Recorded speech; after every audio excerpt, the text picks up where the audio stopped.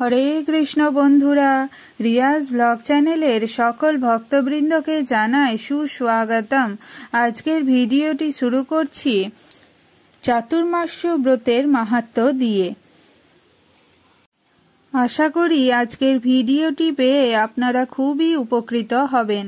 তাই সকল ভক্তবৃন্দের কাছে আমার একটাই অনুরোধ রইল, ভিডিওটি যদি ভালো লেগে থাকে তাহলে অবশ্যই আমার চ্যানেলটি সাবস্ক্রাইব করে দেবেন।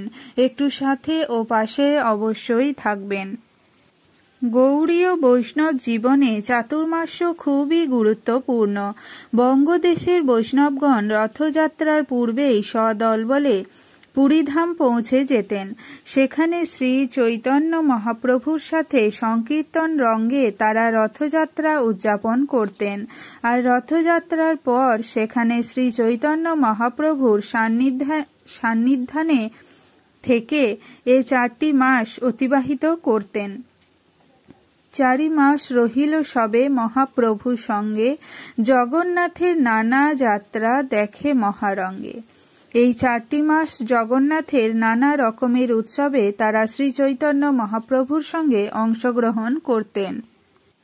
উত্থান একাদশীর পর রাস পূর্ণিমায় চাতুর্মাস্য সমাপন পূর্বক তারা স্ব গৃহে ফিরে আসতেন। শ্রী চৈতন্য মহাপ্রভুর পরম গুরু শ্রীপাদ মাধবেন্দ্রপুরী মহাশয় ও বৃন্দাবন যাবার পথে রেমুনাই গ্রীষ্মকালে চন্দনযাত্রা উৎসব প্রবর্তন করে নীলাচল প্রত্যাবর্তন করেন এবং সেখানেই চাতুর্মাস্য পালন করেন। শ্রাবণ, ভাদ্র, আশ্বিন ও কার্তিক বছরের এই 4টি মাস বর্ষা লেগেই থাকে।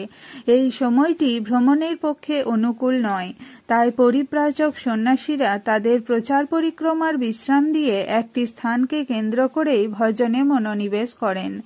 অন্যদিকে এই 4 মাসে প্রাকৃতিক কারণে মানুষের মাঝে রজ ও তমগুণের প্রভাব বিস্তার করে। তাই যতদূর সম্ভব বিধি নিষেধের মধ্যে থাকলে বিপত্তি এড়ানো সম্ভব। ভবিষ্য পুরাণে বলা হয়েছে, যে ব্যক্তি নিয়ম, ব্রত বা জপ ব্যতীত চাতুর্মাস্য যাপন করে সেই ব্যক্তি অজ্ঞ ও জীবনমৃত।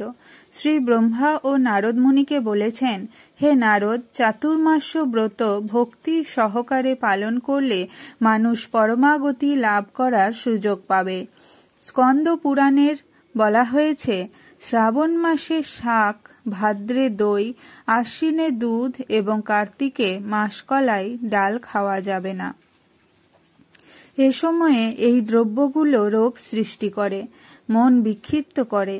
কর্মী, জ্ঞানী, যোগী ও ভক্ত প্রভৃতি সকলের মঙ্গলের জন্যই চাতুর্মাস্য পালন করা আবশ্যক। চাতুর্মাস্য ব্রতের মাধ্যমে অনেকগুলো কর্মফল পাওয়া যায়। যেমন এই 4 মাসে লবণ বর্জনকারী মধুর কণ্ঠস্বর, তৈল বর্জনকারী দীর্ঘায়ু সন্তান, যোগাভ্যাসী ব্রহ্মপদ, শ্রী বিষ্ণুর গীতবাদ্যকারী গন্ধর্বলোক প্রভৃতি প্রাপ্ত হয়। সেজন্য অনেকে চাতুর্মাস্যের প্রতি গুরুত্ব দিতে চান না। তারা আসলে চাতুর্মাস্যের ভক্তিমূলক স্বীকৃতি সম্পর্কে তেমন একটা অবগত নন। শ্রীহরি ভক্তিবিলাসে বলা বৃদ্ধির জন্যই চাতুর্মাস্য ব্রত কর্তব্য। সুতরাং কৃষ্ণ ভক্তি লিপ্সু ভক্তগণ কেন এ সুযোগ হাতছাড়া করবেন? তদুপরি এ মাসে শ্রবণ কীর্তনেরও ব্যাপক মহিমা কীর্তিত হয়েছে। বিজ্ঞ ব্যক্তিগণ যজ্ঞাদি অনুষ্ঠান ও শ্রী নাম সংকীর্তন প্রভৃতি ব্রত নিয়ম স্বীকার করবেন। এ ব্রতের অন্যান্য নিয়মাদি সম্পর্কে বিস্তারিত বর্ণনা পাওয়া যাবে শ্রীহরি ভক্তিবিলাসের 1500 অধ্যায়ে। অনেকে চাতুর্মাস্য বিষয়ে শ্রীল প্রভুপাদ কি বলেছেন সে সম্পর্কে জানতে চান। আষাঢ় মাসের শুক্লপক্ষে শয়ন একাদশী থেকে শুরু করে কার্তিক মাসের শুক্লপক্ষে উত্থান একাদশী পর্যন্ত এই 4 মাসকে বলা হয় চাতুর্মাস্য। কোন কোন বৈষ্ণব আষাঢ়ের পূর্ণিমা থেকে কার্তিকের পূর্ণিমা পর্যন্ত চাতুর্মাস্য ব্রত পালন করেন। এই চন্দ্রমাসের গণনা অনুসারে শ্রাবণ থেকে কার্তিক মাস পর্যন্ত ও চাতুর্মাস্য ব্রত পালন করেন। সৌর অথবা চান্দ্র উভয় গণনাতেই এ সময়টি বর্ষাকাল। গৃহস্থই হন আর সন্ন্যাসীই হন, চাতুর্মাস্য ব্রত সকলের পালন করা অবশ্য কর্তব্য। এই ব্রতটি সকল আশ্রমেরই করা বাধ্যতামূলক। এ ব্রত পালনের প্রকৃত উদ্দেশ্য হচ্ছে এ 4 মাসকাল ভোগ বাসনা সংকুচিত করা। সেটি খুব একটা কঠিন নয়। শ্রাবণ মাসে শাক, ভাদ্র মাসে দই, আশ্বিন মাসে দুধ ও কার্তিক মাসে সকল প্রকার আমিষ আহার পরিত্যাগ করতে হয়। আমিষ আহার মানে মাছ মাংস আহার। তেমনি মসুর ডাল ও কলাইয়ের ডালকেও আমিষ বলে গণনা করা হয়। এই 2 ডালে প্রচুর পরিমাণে প্রোটিন থাকে। মূল কথা হচ্ছে বর্ষার এই 4 মাসে ইন্দ্রিয় তৃপ্তিকর আহারাদি পরিত্যাগ করার অনুশীলন করতে হয়। ভারতবর্ষে বর্ষাকালে 4টি মাস শ্রাবণ, ভাদ্র, আশ্বিন ও কার্তিক কৃষ্ণ ভাবনামৃত প্রচারের জন্য এক স্থান থেকে আর এক স্থানে ভ্রাম্যমাণ সাধুরা তাদের ভ্রমণ স্থগিত রেখে কোনো পুণ্যস্থানে অবস্থান করেন। এ সময় কতগুলো বিধি নিষেধ দৃঢ়তার সাথে পালন করা হয়। স্কন্দ পুরাণে বলা হয়েছে যে সেই সময়ে কেউ যদি অন্তত 4 বার বিষ্ণু মন্দির প্রদক্ষিণ করেন তাহলে বুঝতে হবে যে তিনি সমস্ত ব্রহ্মা ভ্রমণ করেছেন। এই ধরনের পরিক্রমার ফলে গঙ্গার জলের দ্বারা নিস্নাত সমস্ত পুণ্য তীর্থ দর্শন হয়ে যায় এবং অনায়াসে ভগবদ্ভক্তির স্তরে উন্নীত হওয়া যায়।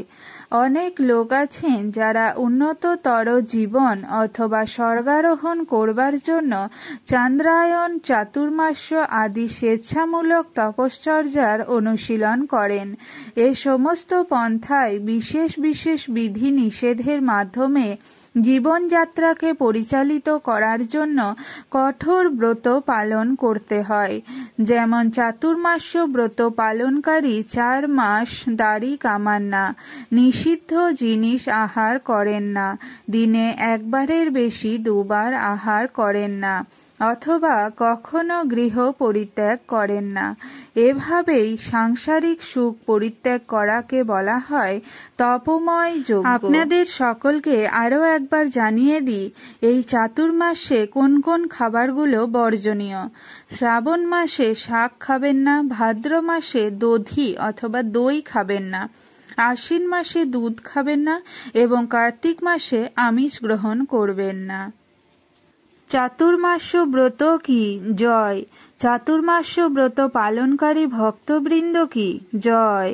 রাধে রাধে।